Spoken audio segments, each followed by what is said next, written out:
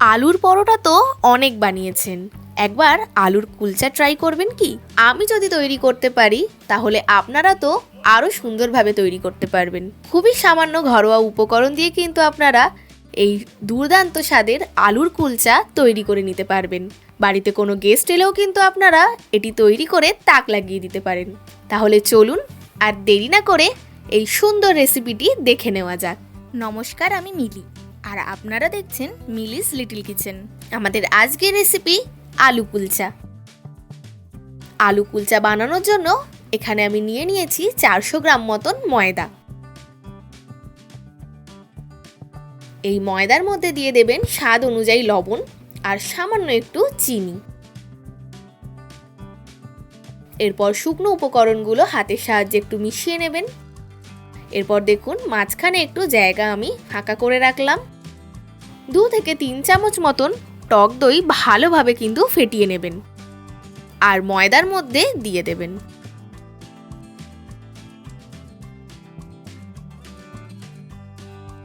এরপর দিয়ে দেবেন হাফ চামচ মতন বেকিং সোডা আর দিয়ে দেবেন 1 চামচ মতন বেকিং পাউডার।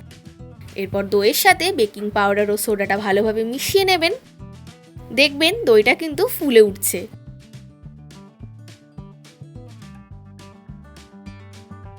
এরপর 1 চামচ মতন সাদা তেল দিয়ে দেবেন।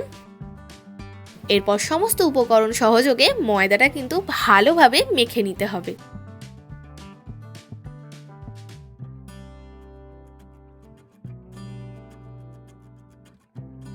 এরপর অল্প অল্প জল দিয়ে ডো তৈরি করে নিতে হবে। খুবই সিম্পল একটি রেসিপি। আপনারা যেভাবে বাড়িতে পরোটা বা লুচির জন্য ময়দা মাখেন সেইভাবেই কিন্তু ঠেসে ঠেসে মেখে নিতে হবে।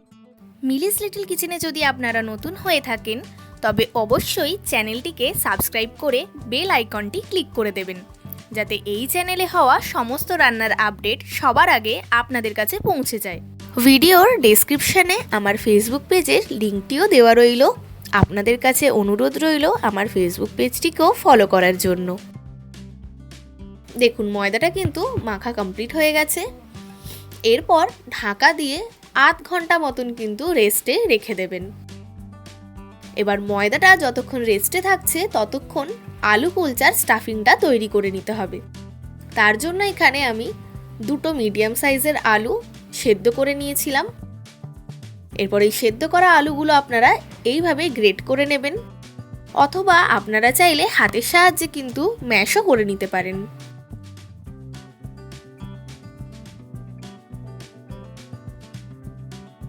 আলুটা ভালোভাবে গ্রেট হয়ে গেলে হাতের সাহায্যে একটু মেখে নেবেন।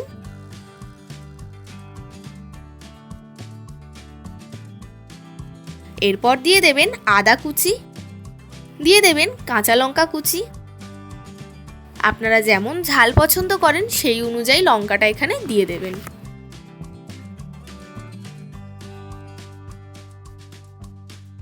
এরপর দিয়ে দেবেন ধনেপাতা কুচি, স্বাদ অনুযায়ী লবণ, দিয়ে দেবেন সামান্য একটু জিরে গুঁড়ো, সামান্য একটু ধনে গুঁড়ো, আর দিয়ে দেবেন শুকনো লঙ্কা গুঁড়ো, আর দিয়ে দেবেন গোলমরিচ গুঁড়ো। এরপর সমস্ত মশলার সাথে আলু কিন্তু ভালোভাবে মেখে নিতে হবে। আমি এই রেসিপিটি কিন্তু সম্পূর্ণ নিরামিষ রেখেছি। আপনারা চাইলে কিন্তু এখানে পেঁয়াজ কুচিও ব্যবহার করতে পারেন।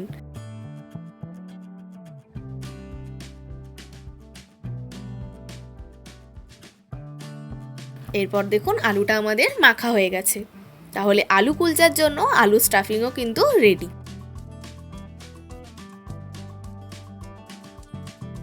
এরপর আধ ঘন্টা পর ময়দাটা দেখুন খুব ভালোভাবেই কিন্তু সেট হয়েছে। দেখতেই পাচ্ছেন ময়দাটা কতটা সফট হয়েছে। এবার এই ময়দা থেকে একটু বড় সাইজের লেচি কেটে নিতে হবে।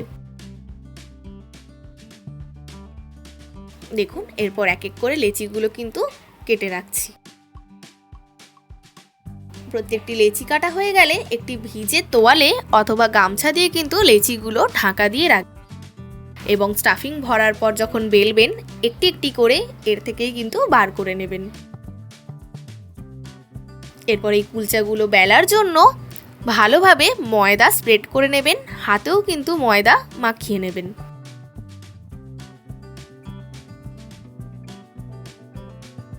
এরপর একটি লেচি নিয়ে এইভাবে জায়গা তৈরি করে নেবেন যাতে আলু স্টাফিংটা কিন্তু দিতে পারেন। খুবই সিম্পল, যেমন আপনারা আলুর পরোটা তৈরি করেন সেইভাবেই কিন্তু তৈরি করে নিতে হবে।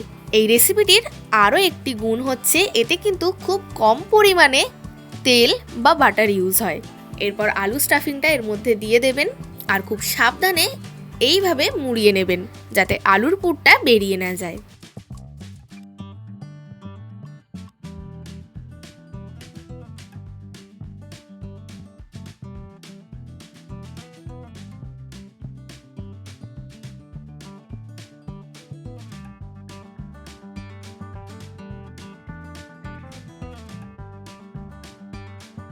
এরপর এই লেচিটি নিয়ে ভালোভাবে একটু হাতের সাহায্যে এইভাবে স্প্রেড করে নেবেন।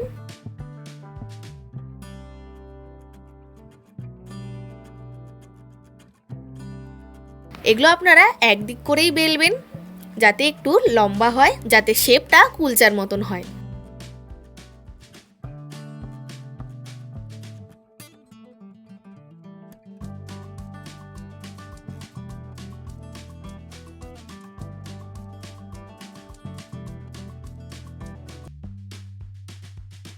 এরপর কিছুটা বেলা হয়েছে দেখুন।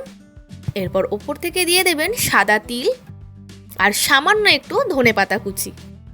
এরপর আবারও ওপর থেকে বেলে নিতে হবে। এতে তিল এবং ধনেপাতাও ভালোভাবে এতে আটকে যাবে। দেখুন ঠিক এই রকম সাইজে কিন্তু আমি কুলচাগুলো তৈরি করে নিচ্ছি। খুব বেশি বড়ও না, খুব বেশি ছোটও না। তাহলে এইভাবে এক এক করে বাকি কুলচাগুলোও কিন্তু বেলে নিতে হবে। এরপর কুলচাগুলো তৈরি করে নিতে হবে। তার জন্য তাওয়া বা ফ্রাইং প্যানে দিয়ে দেবেন সামান্য একটু জল। জলটা ভালোভাবে ফুটে এলে কিন্তু কুলচাগুলো এইভাবে বসিয়ে দিতে হবে। এরপর গ্যাসের ফ্লেমটা মিডিয়াম রেখে ওপর থেকে একটি কভার দিয়ে দেবেন। এরপর 8 থেকে 10 মিনিট এইভাবেই কিন্তু রাখবেন। দেখবেন জলটা কিন্তু একেবারে শুকিয়ে গেছে। দেখুন জলটাও শুকিয়ে গেছে আর কুলচাটা কিছুটা সেদ্ধও হয়ে গেছে। এরপর ফ্রাইং প্যান বা তাওয়া ঠিক এইভাবে উল্টো করে নেবেন এবং গ্যাসের ফ্লেমটা কিন্তু একটু বাড়িয়ে নেবেন। দেখুন কুলচাটা কিন্তু খুব সুন্দর ফুলেছে এবং এইভাবেই কিন্তু ওপরের সাইডটা কুক হয়ে যাবে।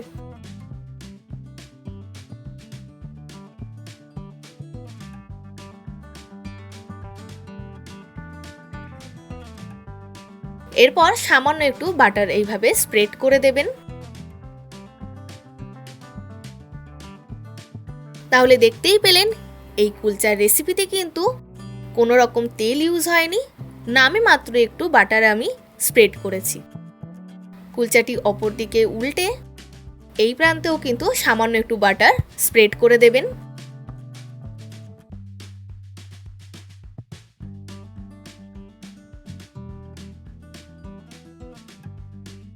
ব্যাস দেখুন আমাদের কুলচা কিন্তু একদম রেডি। আপনারা দেখে বুঝতেই পারছেন কুলচাটা কিন্তু ভালোভাবে কুক হয়ে গেছে। তাহলে দেখতেই পেলেন ঠিক কতটা সহজে আলুর কুলচা বাড়িতেই তৈরি করে নেওয়া যায়। এইভাবে এক এক করে প্রত্যেকটি কুলচা আপনারা তৈরি করে নেবেন। কুলচাগুলো কি সুন্দর দেখতে হয়েছে। এবার গরম গরম আলুর দমের সাথে কিন্তু আপনারা এই কুলচা সার্ভ করতে পারেন। আবার আপনাদের সাথে আমার দেখা হবে নেক্সট ভিডিওতে নতুন একটি রান্নার সঙ্গে। আপনারা ভালো থাকবেন, সুস্থ থাকবেন। আমার আজকের এই রান্নাটি যদি আপনাদের ভালো লেগে থাকে এবং সহজ বলে মনে হয়ে থাকে তাহলে অতি অবশ্যই একটি লাইক দিয়ে যাবেন এবং কমেন্ট করে জানাতে কিন্তু ভুলবেন না।